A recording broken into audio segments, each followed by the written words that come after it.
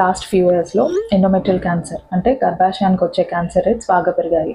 And western కంట్రీస్లో అయితే almost 50% వరకు వీటి ఇన్సిడెన్స్ ఇంక్రీజ్ అయింది. సో దీనికి రీజన్స్ ఏంటి అండ్ మనం ఎలాంటి ప్రికాషన్స్ తీసుకోవాలి? సో ఈ ఎండోమెట్రియల్ క్యాన్సర్కి రిస్క్ ఫ్యాక్టర్స్ ఏంటి? రిస్క్ ఫ్యాక్టర్స్ అంటే ఎవరిలో ఇది ఎక్కువగా వచ్చే అవకాశం ఉంది. First reason obesity. బాగా బరువు ఉన్న వాళ్ళకి ఫ్యాట్ కంటెంట్ ఎక్కువ ఉండడం వల్ల ఈస్ట్రోజన్ లెవెల్స్ అనేవి ఎక్కువ ఉండే అవకాశం ఉంటుంది. సో గర్భాశయం క్యాన్సర్స్ వచ్చే రిస్క్ వీళ్ళకి ఎక్కువ ఉంటుంది. Second is family history. మీ ఫ్యామిలీలో ఈ ఎండోమెట్రియల్ క్యాన్సర్స్ ఆర్ కొంతమందికి కోలాన్ క్యాన్సర్స్, ఓవేరియన్ క్యాన్సర్స్ ఇలాంటివి రన్ అవుతున్నప్పుడు మీరు ఎక్స్ట్రా కాషియస్గా ఉండాలి. Third and most important factor lifestyle change.